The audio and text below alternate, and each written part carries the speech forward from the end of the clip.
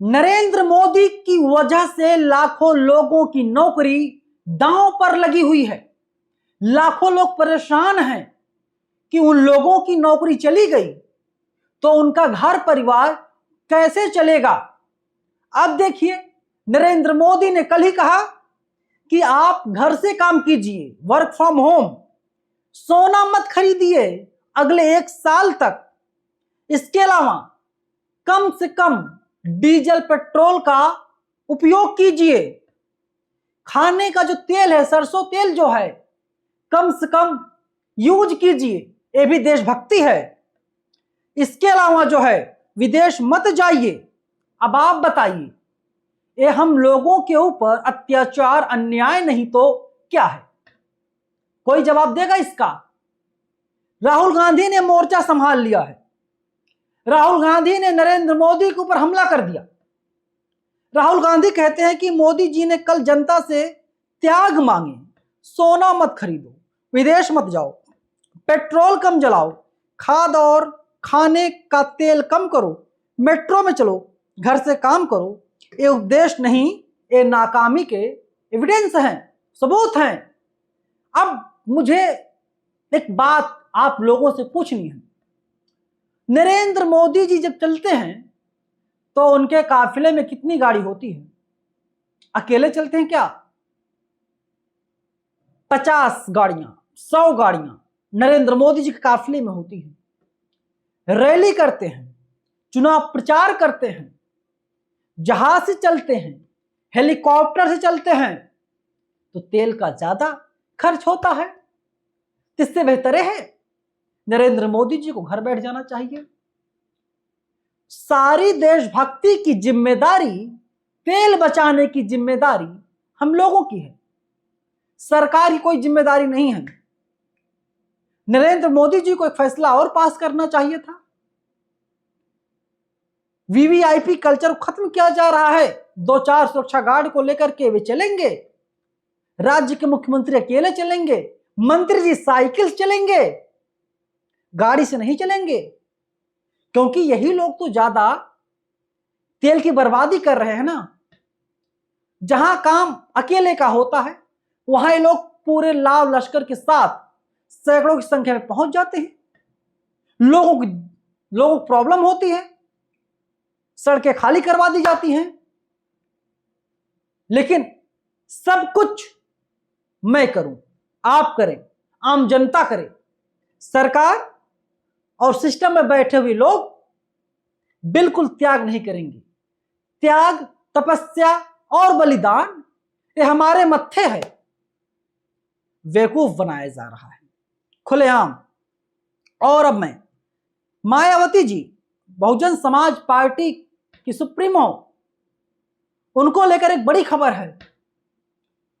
ब्राह्मण समाज से आने वाले भाजपा के नेता की कोई पिटाई कर दे तो मायावती जी रोने लगती हैं, आंखों में आंसू आ जाते हैं। लेकिन जब दलित समाज से आने वाला एक पत्रकार यानी मैं, जब मेरे ऊपर अटैक होता है दिल्ली विश्वविद्यालय पर, तो मायावती जी का, चंद्रशेखर आजाद जी का, अखिलेश यादव जी का कोई बयान नहीं आता, कोई ट्वीट नहीं आता। और ये लोग इसीलिए सत्ता में नहीं आ रहे हैं। मालूम है क्यों? इनका विजन क्लियर नहीं है। ये लोग अपने विजन से पूरी तरीके से भटक चुके हैं। कांशी राम साहब जब इस दुनिया में थे, वे साफ कहा करते थे कि अगर कोई ब्राह्मणवादी, मनुवादी पत्रकार है तो हमारे इस प्रेस कॉन्फ्रेंस से बाहर निकल जाए, हमारी मीटिंग में ना रहे। लेकिन अब ब्राह्मणवादी, मनुवादी, जातिवादी लोगों को ढोने का काम मायावती जी कर रही हैं। सतीश मिश्रा को पार्टी से क्यों नहीं निकाला जा रहा? आज ये पूरे देश की आवाम यह सवाल कर रही है। जयप्रकाश सिंह को शहीद कर दिया जाता है, धर्मवीर अशोक को पार्टी से बाहर निकाल दिया जाता है, लेकिन मिश्रा जी को पार्टी से बाहर नहीं निकाला जा रहा है। अब कौन सी मजबूरी है समझ में नहीं आता। जरा मायावती जी का जो ट्वीट है कोई ट्वीट आप लोगों को मैं दिखा देना चाहता हूं। मायावती जी कहती हैं, लखनऊ में ब्राह्मण समाज से ताल्लुक रखने वाले भाजपा के एक युवा नेता पर जानलेवा हमला होने से हर तरफ एक बार फिर से कानून व्यवस्था के साथ साथ इस बात की चर्चा शुरू हो गई है, यूपी में ब्राह्मण समाज यहां केवल उपेक्षित ही नहीं बल्कि काफी असुरक्षित महसूस कर रहा है। मैं कहता हूं बहन जी, आपसे एक निवेदन हाथ जोड़ के मैं कर रहा हूं, पता कीजिए जरा ब्राह्मण समाज का जो नेता है, युवा नेता, किस अस्पताल में भर्ती है, जाकर के देखाइए। एक डेलीगेशन भेज दीजिए, पैसा भेज दीजिए, हो सकता है कि उतना पैसा ना हो इलाज करवाने का। पता करवाइए उस युवा नेता के पास गाड़ी है या नहीं है, उपेक्षित भाई, तो उसको एक गाड़ी दे दी जाए। इसलिए मैं 2-4 गाड़ी नहीं बोलूंगा, क्योंकि मोदी जी ने बोला है कि पेट्रोल बचाइए, एक गाड़ी दे दीजिए, बंगला दे दीजिए, आपके पास बंगला भी है। समाज में एक मैसेज जाएगा, मायावती जी तो ब्राह्मणों के लिए दिल खोल करके काम करती हैं, और ब्राह्मण समाज के लोग आपके समर्थन में आकर के आपको मुख्यमंत्री बना देंगे। सतीश मिश्रा तो आपके पास है ही एक तरीके से हथियार। आप सोचिए, बहुजन समाज के नेता किस प्रकार से मिशन से भटक गए हैं।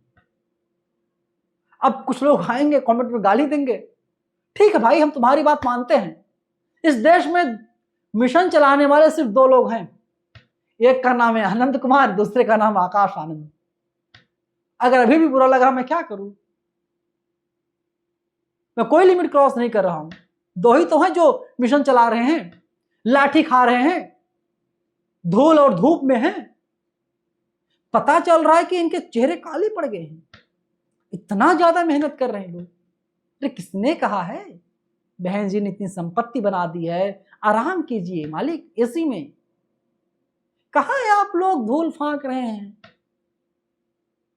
बुरा लग रहा है आपको तो सवाल कीजिए अपने नेताओं से और कहिए उनसे, जनता के बीच जाएं, जनता के सुख दुख को समझें। बहुजन समाज पार्टी की जगह तमाम लोग बोल रहे हैं कि ब्राह्मण समाज पार्टी कर दिया जाए, क्योंकि दलित तो लगातार निकाले ही जा रहे हैं, दलितों को उपेक्षित किया जा रहा जानबूझ करके। और भाजपा नेता के ऊपर जब हमला हो जा रहा है तो मायावती जी को बहुत दर्द हो रहा है। देखिए, जब दलित समाज से आने वाले पत्रकार के ऊपर अटैक होता है तो मायावती जी को दर्द नहीं होता है, कोई दिक्कत नहीं है। अरे समाज का है, जाएगा कहां, और मारो इसको और मारो, हो सकता है मंशा हो। खैर, आप लोग बताइएगा, मैं कोई लिमिट क्रॉस नहीं कर रहा हूं, मैं होशो हवास में बोल रहा हूं और इसीलिए मायावती जी बोल रहा हूं। धन्यवाद।